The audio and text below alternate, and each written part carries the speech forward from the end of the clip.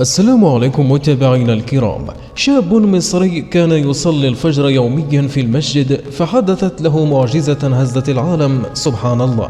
لكن قبل أن نبدأ، إذا كنت مسلما لا تنسى الضغط على زر الإعجاب والاشتراك في القناة، ولا تنسى الصلاة على رسول الله صلى الله عليه وسلم. إن من أوجب الواجبات التي وجبها الله تعالى على عباده هي الصلاة، فالصلاة عماد الدين، وهي صلة بين العبد وربه، وهي أول ما يحاسب عليه العبد يوم القيامة.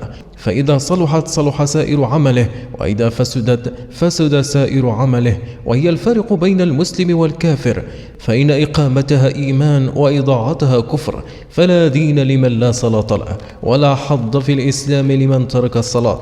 ومن حافظ عليها كانت له نورا في قلبه ووجهه وقبره وحشره، وكانت له نجاة يوم القيامة، وحشر مع الذين أنعم الله عليهم من النبيين والصديقين والشهداء وحسن أولئك رفيقا.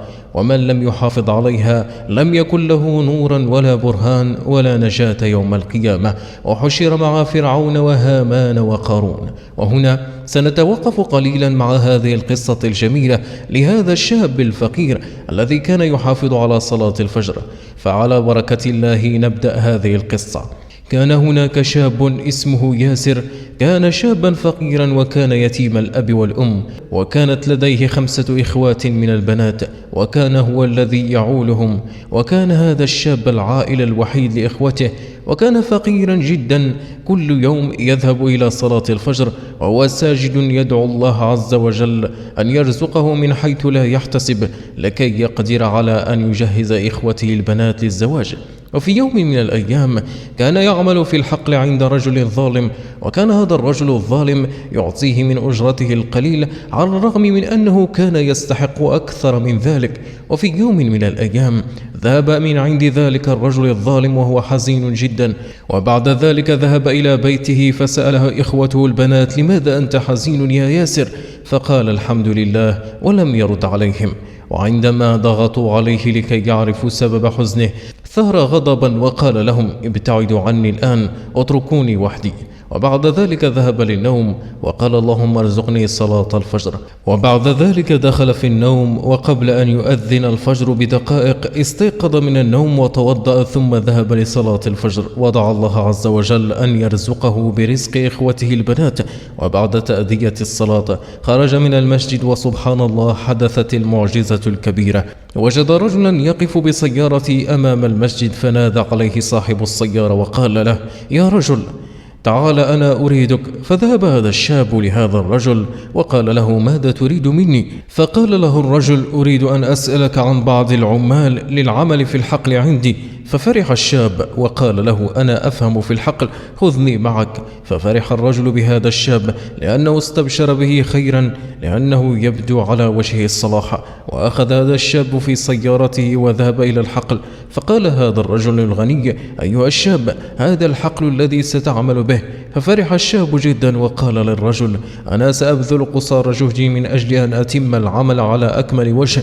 ومرت الأيام وبدأ الشاب يعمل في الحقل، وجاء وقت الحصاد. فتعجب الرجل الغني كثيرا، وجد أن المحصول كثيرا جدا هذا العام، وقال للشاب: أنا متعجب جدا. فقال له الشاب: ما الذي يجعلك هكذا يا سيدي؟ فقال له الرجل: أول مرة الأرض تخرج محصولا هكذا. فقال الشاب: فاحمد الله يا سيدي، هذا رزق الله. فقال الرجل الغني لهذا الشاب: أنا أول مرة في حياتي أرى هذا المحصول الكثير، فهذا رزقك أيها الشاب الصالح، فأنا سوف أقسم هذا المحصول علينا نحن الاثنين، أنت النصف وأنا النصف. فتعجب الشاب كثيرا فبكى. فقال له الرجل الغني: لماذا تبكي يا بني؟ فقال له الشاب: أنا لا أستحق ذلك، وأنا لم أفعل شيئا حتى آخذ نصف المحصول، فأنا أريد أجري فقط. فقال الرجل: يا بني، أنا شيخ كبير وأنا أعيش وحدي في هذا البيت،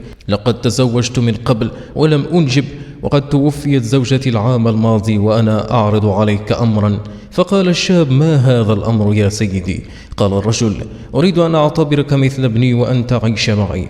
فقال الشاب: أنا لست وحدي يا سيدي، أنا أعول إخوتي البنات وهم 4. ففرح الرجل كثيرا، فقال الشاب لهذا الرجل: ما الذي يضحكك يا سيدي؟ فقال الرجل لهذا الشاب: أنا كل يوم أدعو الله سبحانه وتعالى في صلاة الفجر أن أتكفل بولد و4 بنات، فسبحان الله لقد تحققت دعوتي. وطلب هذا الرجل من هذا الشاب أن يأتي بإخوته وأن يعيش معه في بيته. وبالفعل أتى الشاب بإخوته وقد عاش مع هذا الرجل وكانوا أوفياء لهذا الرجل، وقد قام هذا الرجل بتزويجهم جميعا. وقال الرجل للشاب: أنا سوف أكتب كل أملاكي لكم. فبكى الشاب وقال له: لا تفعل هذا يا سيدي، نحن نريدك بصحة وعافية. فرفض الشاب، ولكن أصر الرجل وكتب كل ما يملك لهذا الشاب وإخوته، كل حسب نصيبه. أتعلمون ماذا فعل هذا الشاب عندما كتب الرجل كل أملاكه لهم؟ أصر هذا الشاب على المحافظة على مال الرجل، فهذا الشاب كان أمينا على أموال هذا الرجل. وعلى الرغم من أن الشاب وإخوته امتلكوا كل ما يملك هذا الرجل الغني، إلا أنهم حافظوا عليه وكانوا لا يتصرفون بشيء من هذا المال إلا باستئذان هذا الرجل الغني.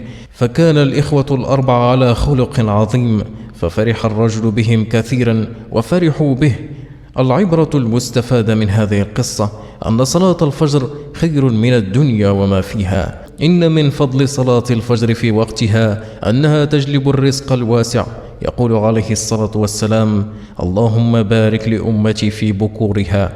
إذا وصلت إلى نهاية هذا الفيديو لا تخرج قبل التعليق بالصلاة على رسول الله صلى الله عليه وسلم، ولا تنسوا الإعجاب والاشتراك بالقناة حتى يصلكم كل ما هو جديد. والسلام عليكم ورحمة الله تعالى وبركاته.